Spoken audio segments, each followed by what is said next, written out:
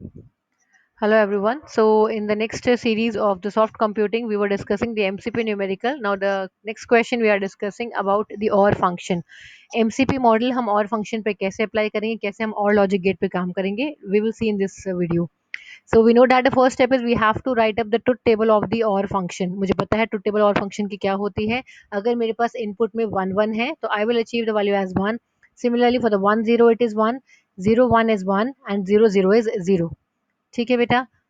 अगर मैं इस नेटवर्क को या इस इनपुट वैल्यूज को मैं प्रेजेंट करूं in the form of a neural network in the form of a network that mean I am in required of two input values that is x1 and x2 and I want a single output value which is your y value और इनके बीच में जो link present है for the connectivity यहाँ पर मुझे कुछ वेट्स की वैल्यू को असाइन करना होता है ताकि मैं अपने आउटपुट को अचीव कर सकूं isn't it? तो इनिशियल लेवल पे हमें ये पता है बेटा in neural network we are always assuming the weights value.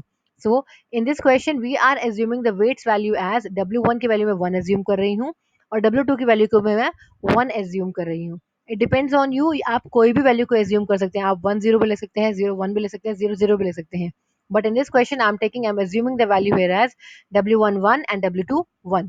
ठीक है बेटा. तो अब मुझे क्या करना निकालना है. मुझे अब y की वैल्यू निकालनी है जो मेरा यहाँ पर आउटपुट मेरा निकल कर आता है. That means the input which is getting inside this y variable और the y neuron. isn't it? x1 की वैल्यू मुझे पता है, w1 की वैल्यू मुझे पता है. x1 की अगर मैं बात करती हूँ, मैं फर्स्ट वैल्यू उठाऊंगी दैट इज 1 1. फिर मैं 1 0 के लिए निकालूंगी, फिर मैं 0 1 के लिए निकालूंगी, फिर मैं 0 0 के लिए निकालूंगी. मुझे पता है मेरा फॉर्मूला क्या है. For example y input is equal to w1 x1 plus w2 x2. मेरा इनिशियल इनपुट क्या है. मेरा इनिशियल इनपुट है 1 1. ठीक है. मुझे पता है मेरी वेट्स की वैल्यू भी क्या है 1 1. मैंने वैल्यू को पुट करा. मैंने पुट करने के बाद मेरा आंसर निकाला. The answer is my coming as 2 क्योंकि 1 multiply by 1 plus 1 multiply by 1 is my 2. Second input I'm taking 1 comma 0. I'm putting these values in my formula and I know the weights values is also 1 1. After putting all these values I get the output here as 1. Similarly, the third variable 0 comma 1 I am putting the value and I'll get the value here as 1. Similarly, in the last case 0 comma 0 I get the value here as your 0.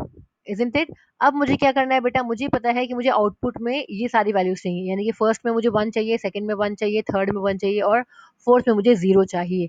तो मैं ये check करूंगी बेटा after putting these weights value तो क्या जो मैंने output निकाला है वो सही निकाला है या नहीं निकाला है.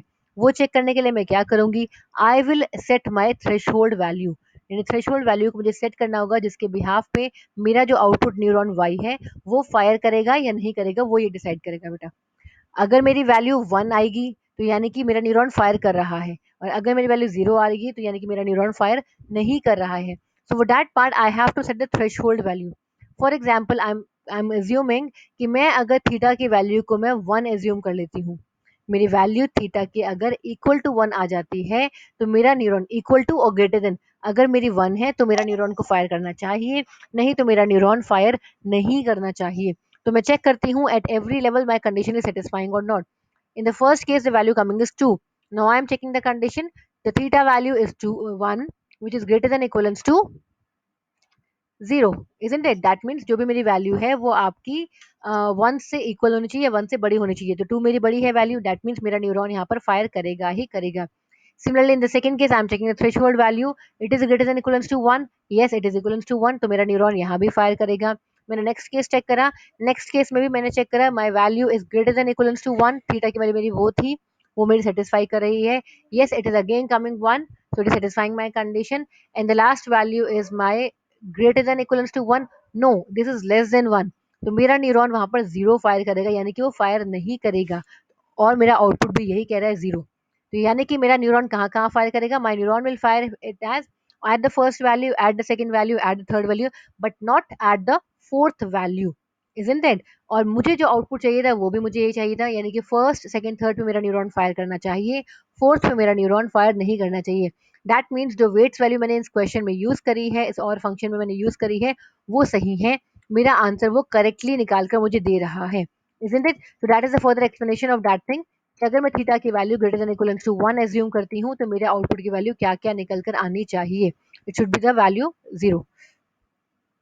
Isn't it? यानी कि वो मेरी कंडीशन को सेटिस्फाई कर रहा है. इसलिए मैं फाइनल जो मेरा न्यूरल नेटवर्क है I can represent this value here as w1 is 1 and w2 is 1 where the threshold value is greater than equivalence to 1. isn't it? Now coming on to the next question of MCP, that is the XOR function. XOR means the XORing of the function. तो अगर मैं उसकी बात करती हूँ, मेरे पास truth table है, जो मेरा इनिशियल स्टेप है, I have to mention the truth table. The truth table of the XOR is x1 x2 y, यानी कि 1 1 है तो 0 आएगा, 1 0 है तो 1 आएगा, 0 1 है तो 1 आएगा, और 0 0 है तो 0 आएगा. Isn't it? आपको पता है अगर मेरा न्यूरॉन 1 है तो दैट मीन्स मेरा न्यूरॉन वहाँ पर फायर कर रहा है, वो मेरा ऑन स्टेट में होगा. और अगर मेरा वो 0 प्रेजेंट शो कर रहा है, 0 अगर वो आउटपुट जनरेट कर रहा है, that means at that time मेरा न्यूरॉन वहाँ फायर नहीं करेगा, वो मेरे ऑफ कंडीशन हो जाएगी. Isn't it? As this is an XOR function, it is not simply the AND function or function, it is the XOR function. So I have to represent that function in terms of an equation, or we can say it is representing as y is equivalent to x1 x2 bar plus x1 bar x2. हम ऐसे represent करते हैं XOR function को. If you have studied in previous classes, you know very well that कि हम XOR function को इस तरीके से रिप्रेजेंट कर सकते हैं फॉर द कैलकुलेशन पार्ट. यानी कि मेरा x1 x2 बार मेरा एक फंक्शन बन जाएगा और x1 बार x2 मेरा एक अलग फंक्शन बन जाएगा.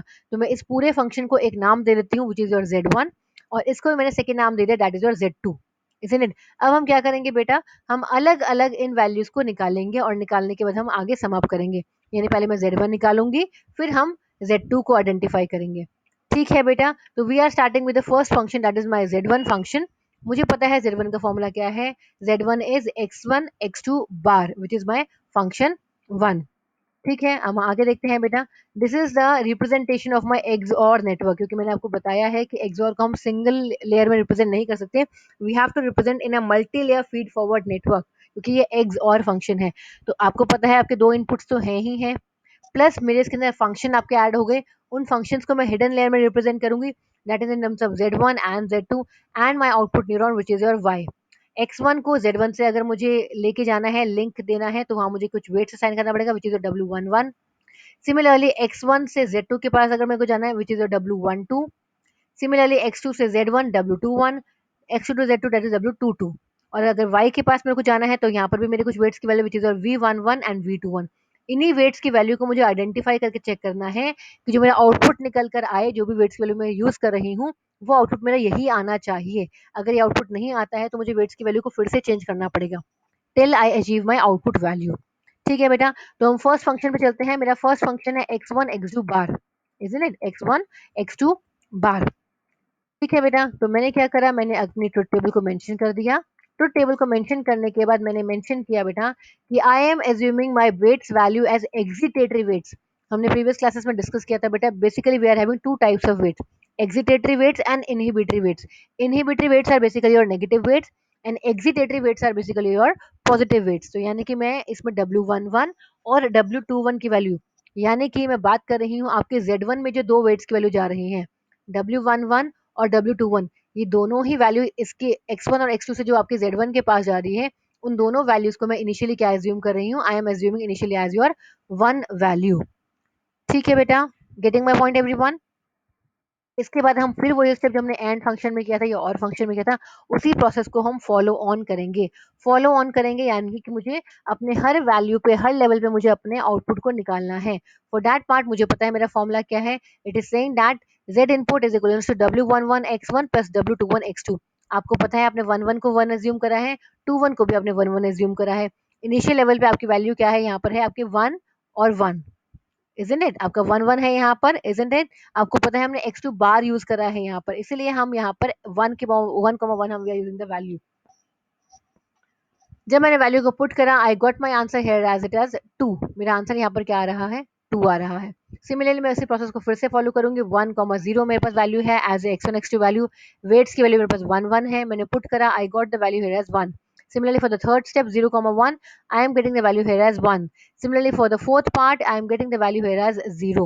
तो मेरे पास जो वैल्यू निकल कर आई वो निकल कर आई है 2 1 1 0, isn't it? लेकिन मुझे आउटपुट क्या चाहिए, मुझे आउटपुट चाहिए 0 1 0 0. अगर मैं मान लो थ्रेशोल्ड की वैल्यू सेट करती हूँ, मैं मान लेती हूँ कि मैंने 2 सेट करी थीटा की वैल्यू, कि अगर मेरी value greater than equal to 2 है तो मेरा न्यूरॉन फायर करे, नहीं तो नहीं, मेरा न्यूरॉन नहीं फायर करे.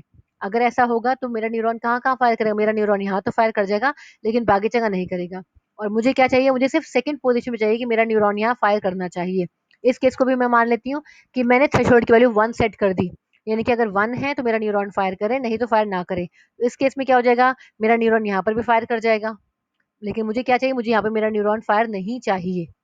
तो मैं क्या करूँगी बेटा, क्योंकि मेरी वेट्स की वैल्यू ये सही काम नहीं कर रही है, I will change my weights value. So what I am doing is that I am changing one value. मेरा W11 जो फर्स्ट वेट था वो तो मैंने 1 ही रखा है, लेकिन जो सेकंड वेट की वैल्यू थी उसको मैंने चेंज कर दिया -1 से। मैंने -1 की वैल्यू पुट करी और मैंने फिर से वही तरीका अपनाया, वही मैंने फॉर्मूला पुट करा, basic formula, the multiplication of weights value and the input value. और जब मैंने सारी कैलकुलेशन फर्स्ट लेयर के लिए मैं कैलकुलेट करा, I got the value here as 0। मैंने सेकंड लेयर के लिए कैलकुलेट करा, I got the value as 1। मैंने थर्ड के लिए निकाला। मैं फिर बताऊंगी बेटा, वेट्स की वैल्यू हमने यहाँ पर क्या ली है, 1 और -1। x1 x2 आपको यहाँ पर दिए हुए हैं, उन वैल्यूज को मैंने पुट करा, यहाँ पर आया मेरा -1। और at the last fourth layer I got the value here as 0, isn't it. अब मैंने ये चेक करा मैं थ्रेशोल्ड की वैल्यू में क्या रखूं कि मेरा न्यूरॉन सिर्फ सेकंड लेयर पर ही फायर करे। इस केस में we can easily see that कि अगर मेरी value greater than equals to 1 आती है तो मेरा न्यूरॉन सेकंड लेयर पे फायर करेगा और बाकी जगह वो फायर नहीं करेगा। That means my output will be achieve as 0 1 0 0। और यही आउटपुट मुझे चाहिए था, इजंट इट। मैंने इनिशियली देखा था, मैंने इनपुट जब दिया था मैंने कहा था कि मुझे यही आउटपुट चाहिए और मुझे यही आउटपुट मिल गया। That means this is the correct weights value for my neural network 1 and -1। अब हमने ये Z1 सॉल्व करा है। Similarly we will calculate the value for the Z2 part. अब Z2 का आपको पता है, Z2 वैल्यू इज x1 बार x2, इजंट इट। यानी कि x1 की जो वैल्यू है आपके ऑपोजिट वैल्यू है वो लिखेंगे हम, और x2 की वैल्यू हम लिखेंगे। ठीक है बेटा, हमने अब क्या करा, हमने इनिशियली वेट्स की वैल्यू इसमें क्या ली, हमने इनिशियली वेट्स की वैल्यू ली, एक तो ली हमने -1 और दूसरी वैल्यू ली हमने 1। यानी कि 1 2 मैंने अज्यूम करी -1 और 2 2 की वैल्यू मैंने ली 1 वैल्यू। ठीक है बेटा, अब मैंने इन वैल्यूज को अपने इनपुट वैल्यूज में पुट करा, दैट मीन्स 1 1 1 0 0 1 और 0 0। सेम वही प्रोसेस, मेरे पास इनपुट x1 x2 प्रेजेंट है, वेट्स की वैल्यू मेरे पास है -1 और 1। मैंने इन वैल्यूज को इसके अंदर पुट करा, पुट करने के बाद मेरे पास जब वैल्यू आउटपुट निकल कर आया, जिससे मैं बात करती हूँ फर्स्ट वाली वैल्यू की, -1 is my W12 value, x1 is my 1, x2 is my 1 and weight value is again 1. I got the value here as 0. ऐसे ही मेरा सेकंड वैल्यू आया -1, थर्ड आया 1 and the last value is coming your 0। ठीक है बेटा, अब मैं threshold value को जब सेट करूंगी, दैट मीन्स थीटा को which is equivalence to, theta को मैंने सेट करा ग्रेटर देन इक्वलेंस टू 1।